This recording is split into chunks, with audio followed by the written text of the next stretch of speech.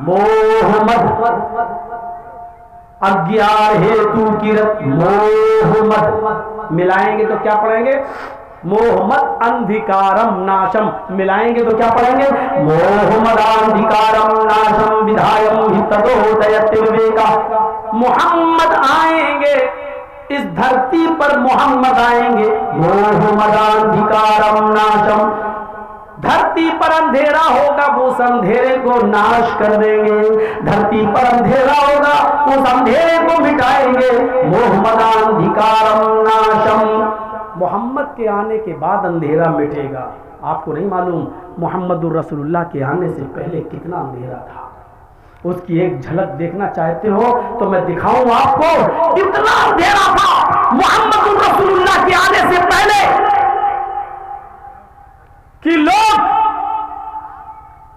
शराब में इतने मस्त थे कि उनके घर में जब कोई बच्चा पैदा होता था तो मां अपने बच्चे को दूध का कतरा मुंह में नहीं डालती थी, पानी का कतरा मुंह में नहीं डालती थी। बच्चा मां के पेट से बाहर आता था तो शराब के कतरे और शराब की बूंदें उस बच्चे के मुंह में डाली जाती थी और इस पर फख्र किया जाता था कि मैंने अपने बच्चे को पैदा होने के बाद शराब के कतरे मिलाए, उनकी घुट्टी में शराब रची और बसी हुई थी। जुआ इतना ज्यादा खेला जाता था कि जुए में रकम हार जाते थे तो मकान लगा दिया करते थे, और मकान जुए में हार जाते थे तो बीवी जुए में लगा दिया करते थे। पढ़िए ज़ादुल मआद अल्लामा इब्न क़य्यिम की, और बीवी भी जुए में हार जाते थे तो जवान बेटी जुए में लगा दिया करते थे। जिनाकारी उरूज पर थी, औरत की कोई हैसियत नहीं थी।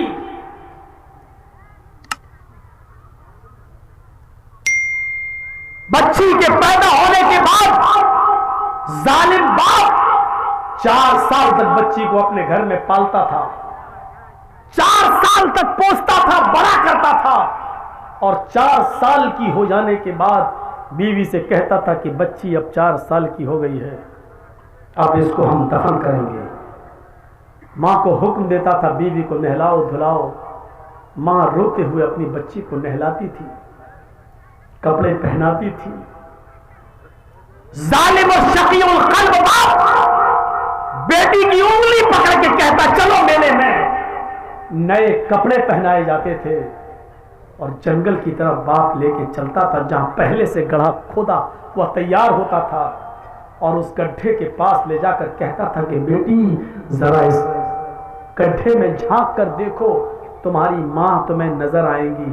बच्ची जंगल में अपनी मां का चेहरा देखने के लिए उस गड्ढे में झांकती।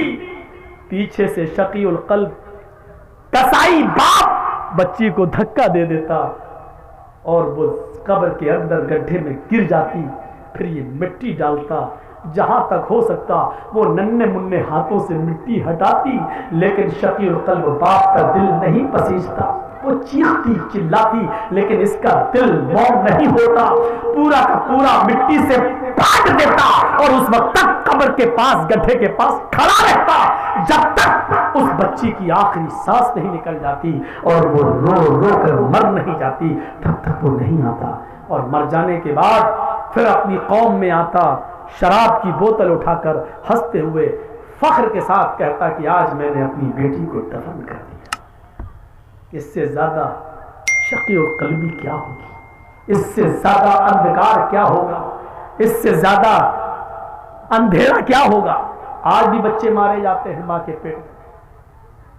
अल्ट्रासाउंड पर चेक कराया गया, बताया लड़की है। साहब 3 लड़कियां पहले से, चौथी भी लड़की नहीं साहब, एबॉर्शन करा दे। लिखा है हॉस्पिटल में यहां भ्रूण की लिंग की जांच नहीं की जाती है, यह अपराध है। लिखा होता है हॉस्पिटल्स में, लेकिन पसे पर्दा सारे काम हो रहे हैं। क्या कॉलेज में पढ़ने वाले लड़के और लड़कियों के साथ होने वाली गलतियों पर जब कॉलेज की लड़कियों का हमल ठहर जाता है तो क्या उनका एबॉर्शन नहीं हो रहा है? क्या वो बच्चे नहीं गिराए जा रहे हैं? क्या हमल साकित नहीं हो रहे हैं?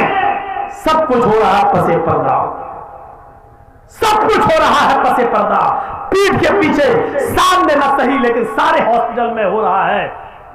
बच्चे गिराए जा रहे हैं, नाजायज बच्चे तो छोड़ो, जायज बच्चे भी गिराए जा रहे हैं। 3 लड़कियां हैं, चौथी भी पेट में बच्ची है। नहीं साहब, डॉक्टर साहब गिरा दो। याद रखना, जितने लोग बैठे हो सुन लो, अगर किसी ने ये जुर्म किया है और अपनी बीवी से करवाया है या अपने बच्चे का हमल साकित करवाया है, अभी जाओ तौबा करो, गिड़गिड़ाओ रब के सामने, उसको रहम आ जाए तो अल्लाह ताला माफ भी कर सकता है, गफूर रहीम है वो।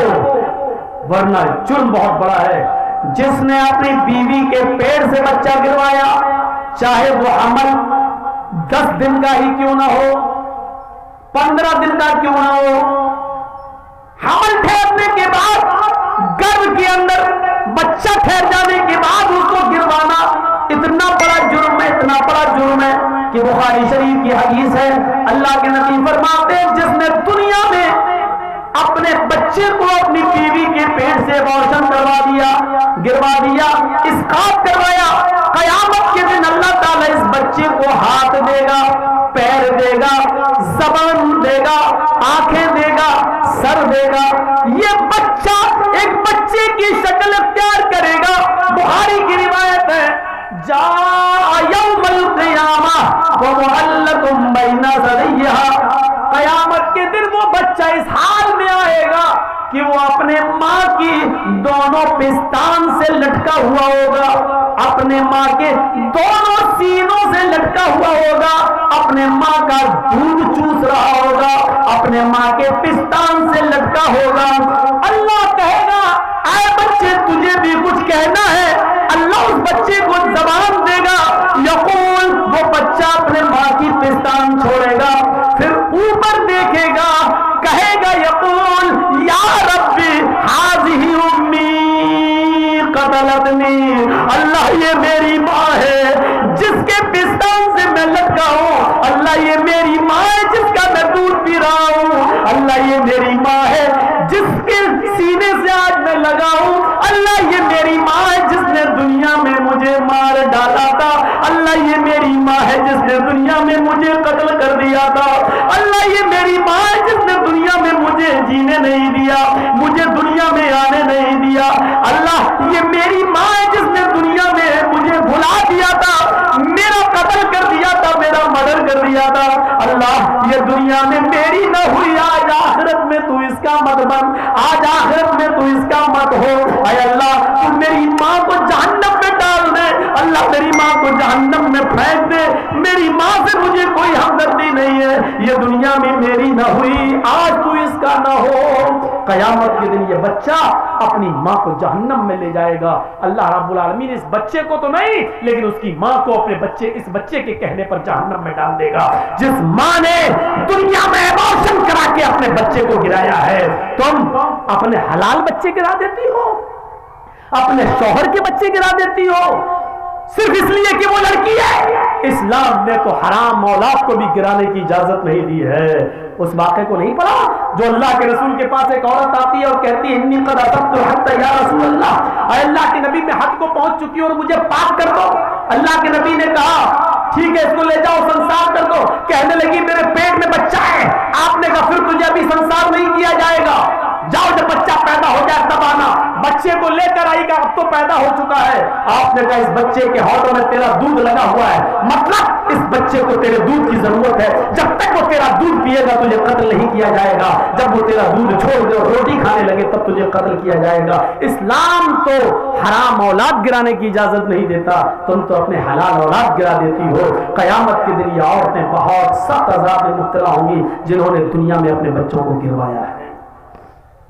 हमल ठहरने के बाद चाहे वो एक दिन का ही क्यों ना हो, हमल ठहर गया, रिपोर्ट में आ गया कि हमल ठहर गया, अब आप बच्चे को नहीं गिरा सकते, एबॉर्शन नहीं करा सकते हैं।